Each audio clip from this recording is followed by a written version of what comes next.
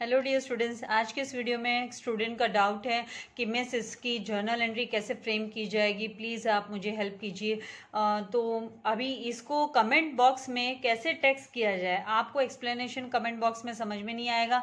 तो मैंने सोचा ये जो डाउट क्लियरेंस है वो सभी के साथ मैं शेयर कर लूँ और स्टूडेंट तक भी आंसर पहुँच जाएगा, और जो जो इस वीडियो को देखेंगे उनको भी एक फिर से रिकलेक्शन हो जाएगा कि भाई ये जो जर्नल एंट्री किस तरीके से फ्रेम की जाएगी और यहाँ पर कैसे हमें जीएसटी कैलकुलेट करना है और कैसे हाफ पेमेंट इमीडिएटली किया गया है और हाफ पेमेंट बाद में है तो उसके ट्रांजैक्शन को हम कैसे रिकॉर्ड करें।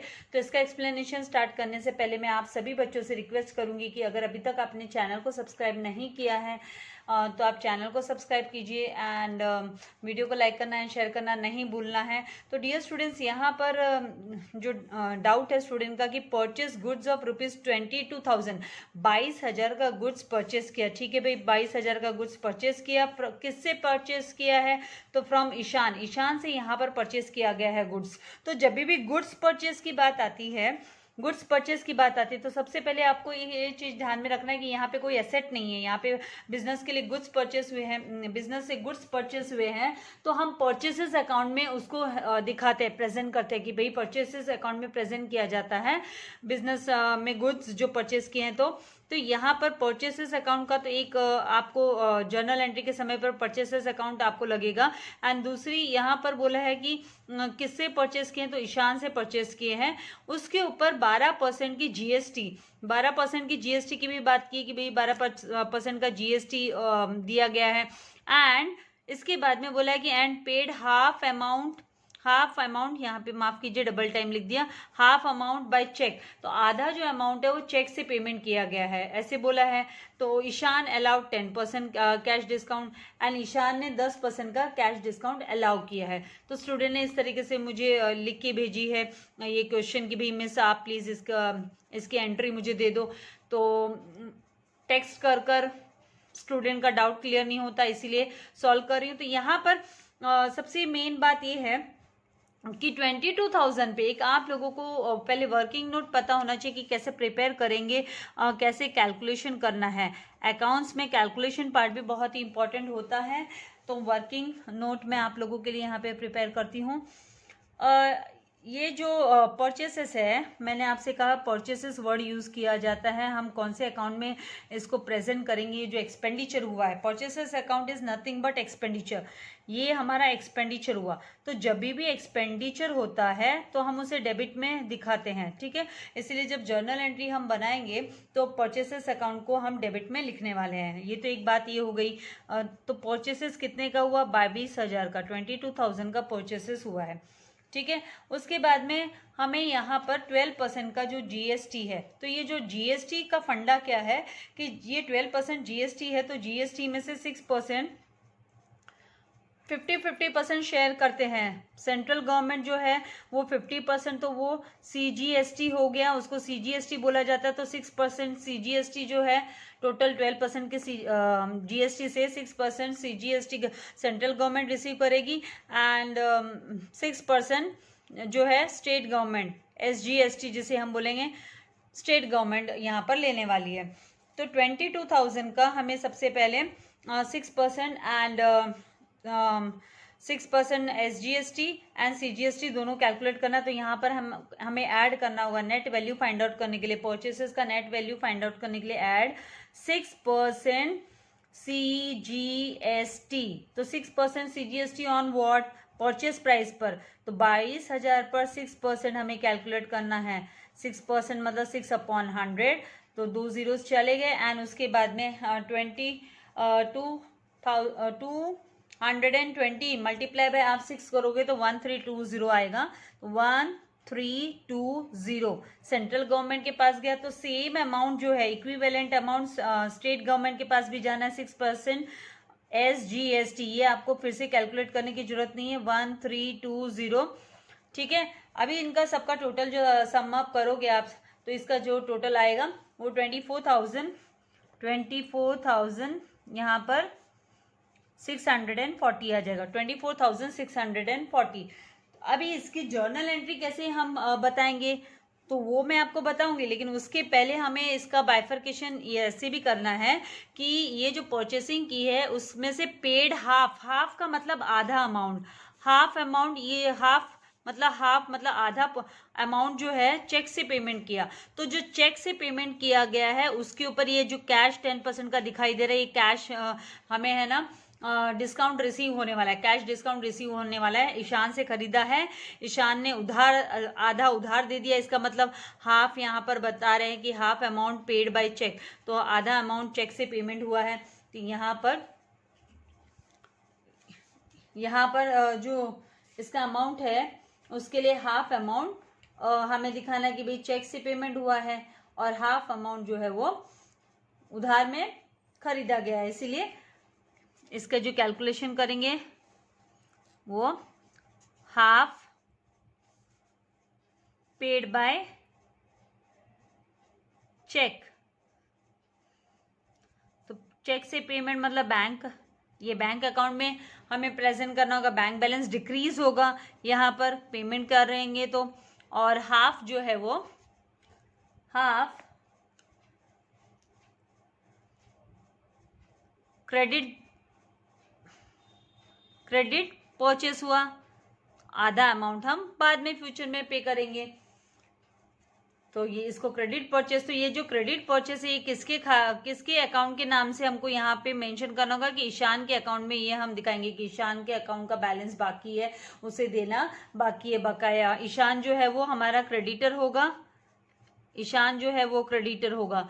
तो ये तो मैं आपको कॉन्सेप्ट बताना ही है मुझे। अभी 24,640 है, उसका हाफ जो आप करेंगे अमाउंट कैलकुलेट, तो आधा अमाउंट डिवाइड करेंगे तो अमाउंट आप लोगों के पास यहाँ पर 12,320, 12,000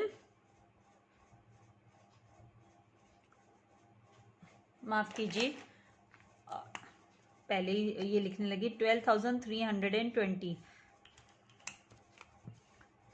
12,320 जब हम 24,640 को मल्टीप्लाई बाय हाफ करेंगे, डिवाइड करेंगे, मतलब तो 12,320 एंड रुपीज 12,320 जो है वो फ्यूचर में पेमेंट करने वाले हैं। जिस भी बंदे ने परचेस किया है ईशान से, तो फ्यूचर में पेमेंट करने वाला है। यहाँ पर अभी ये जो 12,320 है इसके ऊपर डिस्काउंट रिसीव होगा 10% का कैश डिस्काउंट, तो यहाँ से माइनस 10% CD।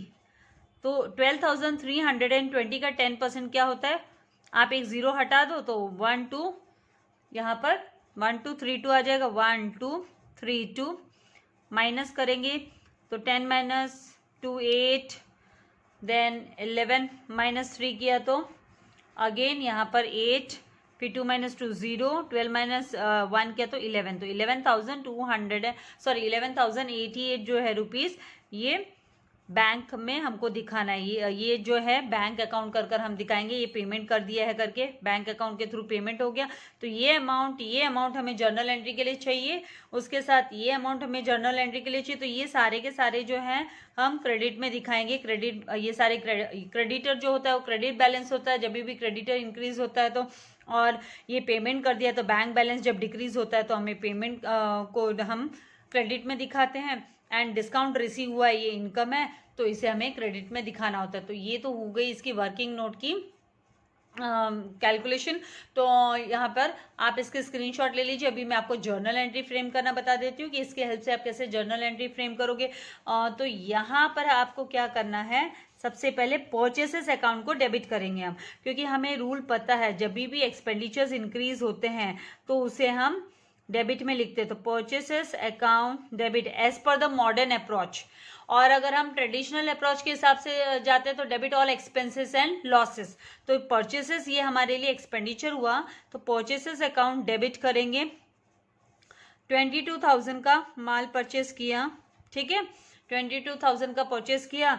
फिर यहाँ पर हमें CGST एंड SGST दिखाना है, 6% CGST 6% SGST, तो वो हमें दिखाना है। तो वो इनपुट कर हमें ये जब भी परचेस करते तो हम इनपुट CGST लिखते हैं, इनपुट CGST ये तो आप लोगों ने 10th स्टैंडर्ड में भी फाइनेंशियल प्लानिंग के अंडर चैप्टर था, उसमें देखा होगा, सीखा होगा।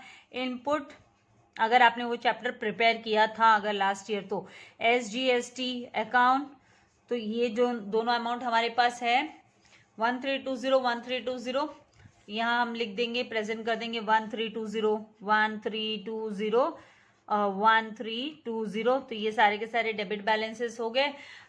परचेसेस जब भी हम करते हैं तो मतलब खर्चा करें तो उसको डेबिट में लिखना है, ये भी हमारा एक्सपेंडिचर हो गया। इनपुट जो हम टैक्स पे करेंगे तो वो भी खर्चा हो गया, इसलिए इनको भी डेबिट में लिख दिया। टू, अब हम क्या लिखेंगे, टू यहाँ पर हमने जो यहाँ पर हमें जो डिस्काउंट रिसीव हुआ एज वेल एज जो बैंक पेमेंट कर दिया, बैंक के थ्रू जो पैसा चला गया हमारा, तो to bank account. Bank balance जब डिक्रीज होता है as per the modern approach, bank balance जब डिक्रीज होता है तो हम उसको क्रेडिट साइड में लिखते हैं, क्रेडिट साइड में लिखते हैं। और अगर हम ट्रेडिशनल अप्रोच के हिसाब से जाते हैं तो हमें पता है कि यहाँ पे debit the receiver credit the giver, तो ये गिवर के पास जा रहा है, हम दे रहे हैं, दे रहे हैं, इसलिए इसको क्रेडिट में लिख देंगे। यहाँ पर इसको एंड नॉमिनल अकाउंट का जो रूल होता है, debit all expenses and losses, credit all incomes and gains. And जो यहाँ पर हम रियल एसेट्स के लिए यूज करते हैं, debit what comes in, credit what goes out. तो बैंक अकाउंट से ये पैसा जा रहा है हमारे, तो हमको क्रेडिट में लिखना है, credit what goes out. Traditional approach के हिसाब से बता रही हूँ, तो कितना अमाउंट हम पेमेंट करें, इमीडिएटली जो पेमेंट हो रहा है वो 11,088 रुपीज का हो रहा है। तो यहाँ पर 11,088 हमें लिख देना है, 11,088। फिर टू हम लिखेंगे यहाँ पर, डिस्काउंट हमें रिसीव हुआ है तो डिस्काउंट इनकम होता है, तो discount account, discount received, discount receive हुआ तो डिस्काउंट रिसीव्ड अकाउंट। क्रेडिट में लिखेंगे 1,232 का डिस्काउंट रिसीव हुआ है। एंड टू, यहाँ पर अभी ईशान का नाम लिखना है क्योंकि आधा अमाउंट हमें ईशान को देना बाकी है। ईशान हमारा क्रेडिटर है, तो जब भी क्रेडिटर इंक्रीज होता है तो मॉडर्न अप्रोच के हिसाब से हम क्रेडिटर्स को हम क्या करते हैं, क्रेडिट में लिखते हैं। क्रेडिटर्स इंक्रीज होते हैं तो क्रेडिट में लिखते हैं। तो यहाँ पर ईशान अकाउंट क्रेडिट में लिख देंगे। कितना अमाउंट अभी भी इसको देना बाकी है, तो 12,320 का क्रेडिट बैलेंस जो फ्यूचर में पेमेंट किया जाएगा, तो 12,320। तो इस तरीके से हमें करना है। जब इसकी नरेशन लिखनी होगी तो हम लिखेंगे बिंग गुड्स परचेज्ड, अभी नहीं तो फिर ऐसे हो जाएगा मैं इस नरेशन नहीं बताए आप। बिंग गुड्स, और बिंग के साथ कभी भी ये नरेशन स्टार्ट करते हैं, Bing goods purchased from Ishan at the rate of 12% GST and half amount paid by check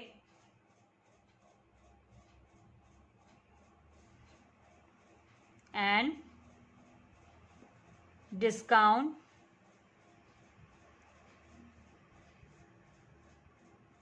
allowed, और डिस्काउंट रिसीव्ड भी लिखा जा सकता है, allowed at the rate of 10% on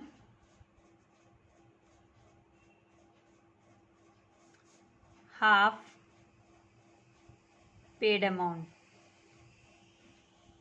जो हाफ पेड अमाउंट पे कर दिया उसके ऊपर 10% डिस्काउंट कैलकुलेट किया जाता है, पूरे पे कैलकुलेट नहीं करते हैं। तो आपको चाहिए आप इसके स्क्रीनशॉट ले सकते हैं, अपने फ्रेंड्स के साथ भी शेयर कीजिएगा।